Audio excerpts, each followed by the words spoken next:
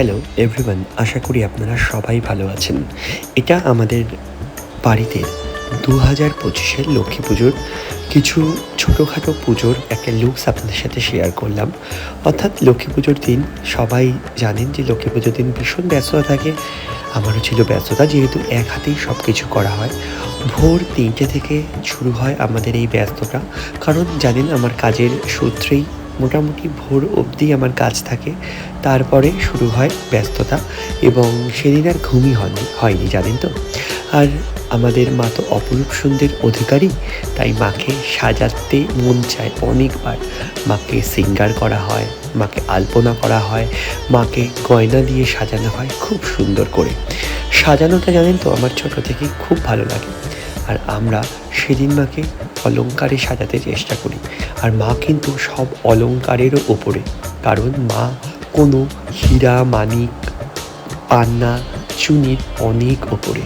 তাই তো মা কিন্তু কারো ধার ধারেন না, মাও কিন্তু কাউকে ভয় পান না, কারণ উনি হচ্ছেন মা। আর এই সুন্দরী মা আমাদের এতটা অসাধারণ লুক সেদিন লাগছিল, অপরূপ সুন্দর লাগছিল মাকে।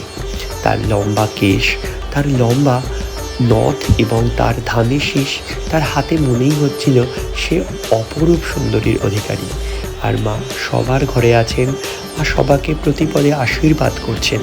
প্রতিদিন দেখছেন আপনার কাজ কর্ম যেন ধনধান্যে পূর্ণ হয়ে যায়, আমি আশা করি, এবং আমি মাকে প্রতি মুহূর্তে বলি এটা কিন্তু করবেন।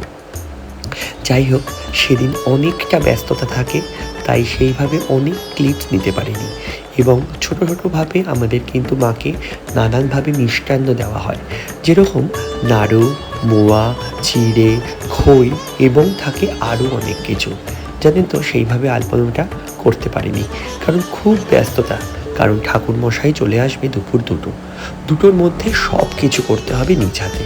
আমি জানি যাদের বাড়ি মা আছেন বা মায়েরা আছেন তাদের এটা চুটকিতে হয়ে যায়, বাট আমার বাড়িতে সব কিছুই আমাকে একা করতে হয়। যাই হোক, সেই গল্পও বলবো একদিন আপনাদের। এর জন্য সারা রাত জুড়ে মায়েকে সাজিয়েছিলাম। তারপরে সকালে আর উঠতেই পারছিলাম না, মানে কাজের জন্য। তাই তো, কারণ আমার সারা রাত কাজ করার পর ভোরের দিকে একটু চোখ লেগে আসছিল, আর তখনই মাকে নাড়ু, মোয়া, খই করার সময় চলে এসেছিল, কারণ দেখতে দেখতে 2টো বেজে যাবে। যাই হোক, এক হাতে সব কিছু করা তো, তাই ভুল ত্রুটি হলে মার্জনা করে দেবেন। আর আপনারা অনেক সুন্দর এবং অনেক ভালোবাসা দেন আমাকে প্রতিনিয়ত। তাই মাকে সকাল হতেই ফুলের মালা, এবং অবশ্যই কিন্তু মাকে লাল ফুল বা লাল জিনিস দেওয়া অর্পণ করার চেষ্টা করবেন।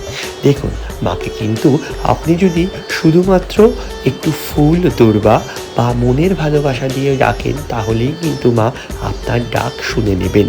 কিন্তু আমরা বাঙালি, আমাদের মন চায় মাকে নানানভাবে সেবা দেব, কারণ সবার ঘরেই যেন মা থাকে এই বছরে একটা দিন, মায়ের দিন। আর মা লক্ষ্মীকে সেদিন দেব না, সেটা কি হয়? একদমই না। যে যার সামর্থ্য অনুযায়ী সবাই দেওয়ার চেষ্টা করে। আর এখন বাজারে যা মূল্য না, ভাবতেই পারবেন না। একটা ছোটোখাটো পুজো করতে গেলেও 3 থেকে 4 হাজার টাকা খরচা হয়ে যায়, জানেন তো। আর সেটা অনেকেই জানেন, কারণ আমি সেইভাবে বাজার হাট করতে পটু নই। যা আসে মনে করি, আর যেইটুকুন পারি সেইটুকুনই করি। যাই হোক, অনেকগুলো প্রসিডিওর থাকে, কারণ দুপাশে লোচন দিতে হয় আমাদের খই, মুড়ি, মোয়া দিয়ে, এবং তারপরে দুপাশে দিতে হয় আসন, এবং মাকে স্নান করাতে হয় ডাবের জলে। আমরা ডাবের জলেও স্নান করিয়েছি। তারপর নানান ধরনের সাঁচ দিয়ে মাকে কিন্তু আহ্বান করতে হয়, সেদিনও করেছিলাম। এবং তারপরে চাল, কলা অবশ্যই কিন্তু আপনারাও দেবেন, কারণ এই সব কিন্তু সবই নিয়ম। এগুলো আমাদের মা এবং ঠাকুমার থেকে আমরা এগুলো শিখেছি, ওনারা করেছেন খুব ভালো মতো, আমরা এগুলো দেখেছি।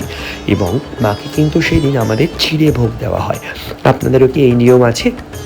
আমাদের চিড়ের মধ্যে কিন্তু খই, মুড়ি, মোয়া, এবং অবশ্যই কিন্তু ক্ষীর, নারকেল এইসব দিতে হয়। খুব সামান্য আয়োজন করতে পেরেছি, জানেন তো। ঠিক আছে, যাই, আবার আসবো আরও অনেক কিছু নিয়ে। ঠাকুরমশাই পুজো করছে খুব মনোযোগ সহকারে আমরা দেখছিলাম, কারণ ঠাকুরমশাই এত সুন্দর পুজো করছিলেন যেখান থেকে আমরা চোখই সরাতে পারছিলাম না। এবং আপনাদের বাড়িতে কেমন হয়েছে পুজো সেটাও আমাদের জানাবেন। এবং আমি কিন্তু অনেক ভালো লাগে আপনাদের নানান ধরনের কমেন্টস বা আপনাদের কিন্তু কথাতে, কারণ এটা কিন্তু শুধুমাত্র একটা ব্লগস বা ছোট ভালোবাসা নয়, এটা কিন্তু অনেক অনেক ভালোবাসা এবং আমার সাথে আপনাদের মনের বন্ধন, যেখানে অনেক কিছু জানা যায়, যেখানে অনেক কিছু শেখা যায়। কারণ জীবনটা তো আমাদের প্রচুর শিখতে হবে, প্রচুর জানতে হবে। দেখুন, আমরা কিন্তু কোনো কিছুই কিন্তু জেনে বা শিখে আসিনি, সব কিছুই কিন্তু জীবন চলতে চলতে শিখতে হবে। এবং আপনাদেরও কি কুলো সাজাতে হয়? আমাদের কিন্তু কালক্রমে সবই কিন্তু হতো জিনিসে, অর্থাৎ কাঁসা পিতলের জিনিসেই কিন্তু আমরা এইসব জিনিস করে থাকি।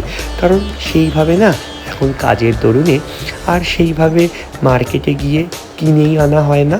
আর ওই যে মার্কেটের লোক এত ভিড় থাকে, তার মধ্যে একটা দেয় তো একটা দেয় না, তার জন্য আমি সব কিছু পিতলের মাকে এনে দিয়েছি। এবং অনেকেই বলেন যে পিতলের করতে নেই, সেগুলো রিসেন্ট জিনিসেই করতে হয়। কিন্তু কি করব বলুন, যেরকম কাজ সেইভাবেই তো করতে হবে, তার জন্যই আমি করার চেষ্টা করি। এবং আপনারাও কিন্তু কোনো রকম কিন্তু সেইভাবে মানে সেই জিনিসটা মানবেন না, এইটাই করতে হবে ওইটাই করতে হবে। সব কিছু আপনি ভালোর জন্য করুন, যেটা আপনি করতে পারছেন সেটাই আপনি করুন, যেটা আপনার কাছে মনে হবে ঠিক সেটাই করুন। এবং তারপরে মাকে আমি 3টে লুকস দিয়েছিলাম, সকাল, রাত এবং মাঝরাতে।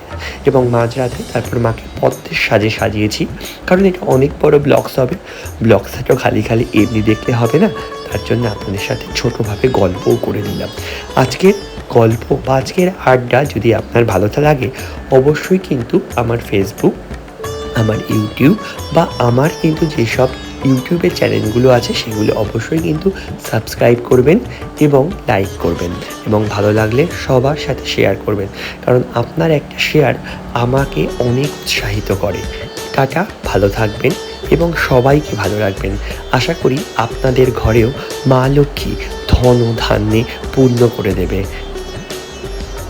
পুজোর পরে আমি যেহেতু বাজার কমিটির সাথে একটু যুক্ত আছি, সেখানে ইনভিটেশন ছিল এবং সেখানেও যেতে বলা হয়েছিল এবং আমি গেছি।